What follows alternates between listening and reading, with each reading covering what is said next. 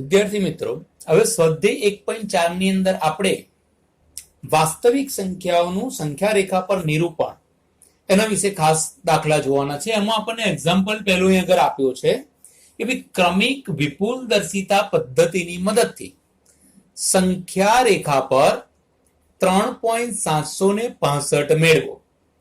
તો હું તમને આ એક જ દાખલો બરાબર ક્લિયર કરાવું છું, જેથી એક્ઝામ્પલ 2 પણ તમે આ પદ્ધતિ દ્વારા અથવા તો આ રીતે સંખ્યા રેખા પર મેળવી શકશો આ પદ્ધતિ દ્વારા. હવે બરાબર ધ્યાન રાખો કઈ રીતે ક્રમિક વિપુલ દર્શિતા પદ્ધતિની મદદથી સંખ્યા રેખા પર દર્શાવવામાં આવે છે. તો પહેલા અહીંયા આગળ જો 3.765 એટલે કે 4 સંખ્યાઓ છે. હવે 4 સંખ્યાઓ છે તો પહેલી આ રીતે તમે 4 રેખાઓ પાડી દો. જો 3 સંખ્યાઓ હોત તો 3 રેખાઓ પાડો. જો 5 સંખ્યાઓ હશે તો 5 રેખાઓ પાડો.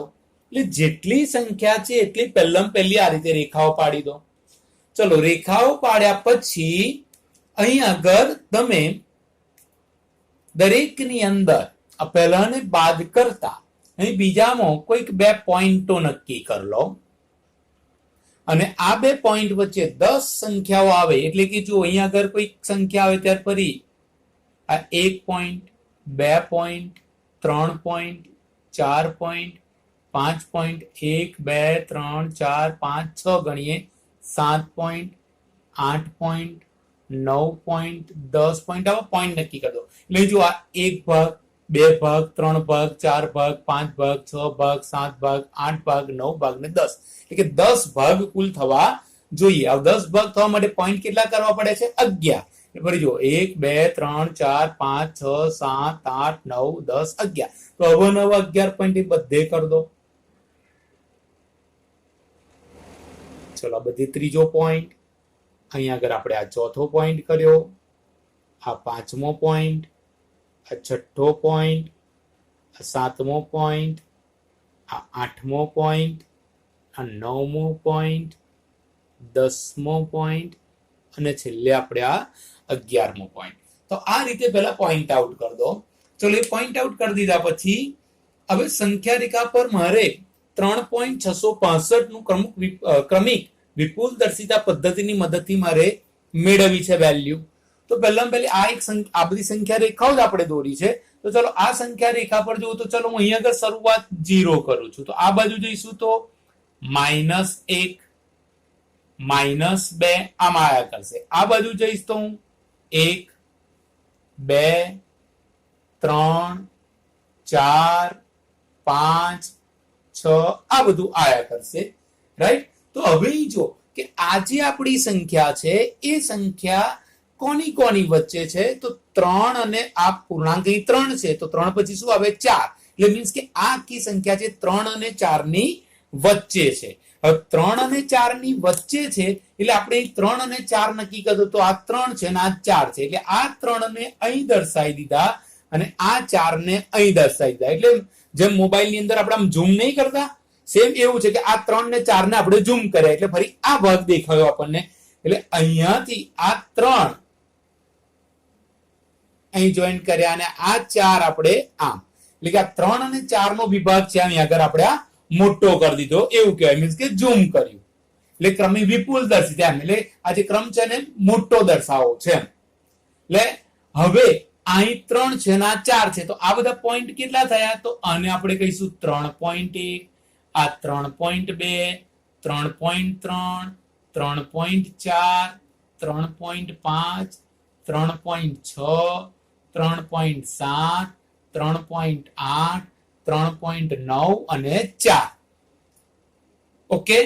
હવે અહીંથી આગળ જઈએ તો અહીં 3.7. હવે 2 આંકડા લઈએ છે. જો અહીં આગળ આ એક આંકડાનું ક્લિયર થયું. હવે 2 આંકડા 3.7. તો 3.7 એ શોધી નાખો કઈ? તો આર્યા 3.7 અને ત્યાર પછી 3.8 એટલે મીન્સ કે આ સંખ્યા 3.7 અને 8 ની વચ્ચે છે. એટલે આજે 3.7 નક્કી કર્યા એ આ આંકડો થઈ ગયો આપણો અને 3.8 છે એ આ થઈ ગયો.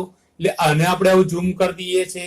ચલો આ 3.7 અને આ 3.8 ક્લિયર થયું. હવે એને આપણે ઝૂમ કર્યું તો હવે આ જે પોઈન્ટ છે એ કેટલા થયા?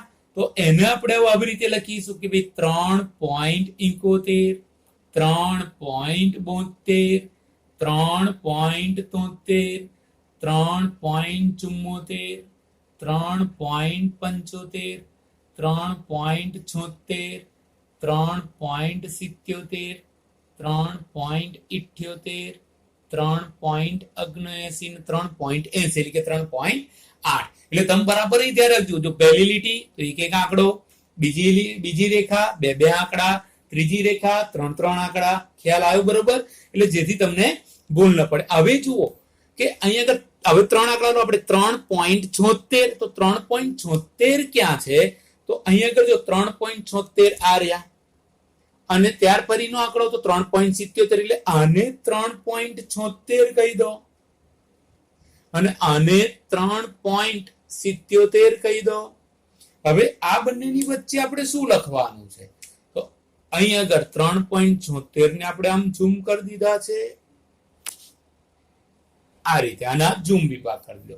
ઓકે, તો હવે શું લખાશે? તો અહીં આગળ લખાશે 3.761, 3.762, 3.763, 3.764, 3.765, 3.766, 3.767, 3.768, 3.769 ને 3.70 એટલે કે 3.77.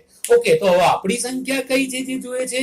તો 3.765. તો અહીંયા આગળ ચેક કરો, 3.765 કઈ રહ્યા? તો આ રહ્યા. તો આપણે જે સંખ્યા જોઈએ છે એ અહીંયા આવી. ઓકે, તો આ રીતે આપણે ક્રમિક વિપુલદર્શિતા પદ્ધતિની મદદથી કોઈ પણ સંખ્યા રેખા પર દર્શાવી શકીએ. ફરી બરાબર ધ્યાન રાખી લો હું શું કહું છું એ, કે આ પદ્ધતિ દ્વારા કોઈ પણ સંખ્યાને સંખ્યા રેખા પર દર્શાવવું હોય તો પહેલા કેટલા આંકડા છે નક્કી કરી લો. જેટલા આંકડા છે એટલી રેખાઓ દોરી દો. હવે એટલી રેખાઓ દોર્યા પછી મેં કહ્યું હતું 11 પોઈન્ટ લઈ લો, એટલે કે 10 ભાગ થઈ ગયા. 10 ભાગ પાડ્યા આપણે, કારણ કે આપણે દશાંશ પદ્ધતિને અનુસરતા હોઈએ છીએ, એટલે 10 ભાગ પાડી દીધા. હવે શું? તો જો પહેલી લીટી હશે એટલે આમાં એક એક આંકડો આવશે, બીજી રેખામાં બે બે આંકડા, ત્રીજી રેખામાં ત્રણ ત્રણ આંકડા, ચોથી રેખામાં ચાર ચાર આંકડા. ફરી આ દર્શાવવા માટે આપણે શું કર્યું? તો જો પહેલા સંખ્યા રેખા પર 0, -1, -2, 1, 2, 3, 4, 5, 6 એવું દર્શાવી દીધા. હવે આપેલી જે સંખ્યા આપણી છે એ સ્વાભાવિક રીતે કે 3.765 આપી છે, એટલે કે 3 અને 4 ની વચ્ચે છે. એટલે આ 3 અને 4 ને આપણે ઝૂમ કરી દીધો. એટલે આ 3 અહીં દર્શાવ્યો, 4 અહીં દર્શાવ્યો, એટલે આ વિભાગ આપણે અહીં ઝૂમ કરી દીધો. ઓકે, તો હવે આ બધા પોઈન્ટ છે કયા કયા સંખ્યાઓ થઈ? તો અહીં લખ્યું 3 થયું, એટલે પછી 3.1, 3.2 એમ છેલ્લે 4 સુધી પહોંચ્યા. ઓકે, હવે આપણે જો બે આંકડા લીધા એટલે કે 3.7, તો 3.7 અને 3.8, એટલે આ સંખ્યા બંને વચ્ચે, એટલે એને આપણે અહીં ઝૂમ કરી દીધા.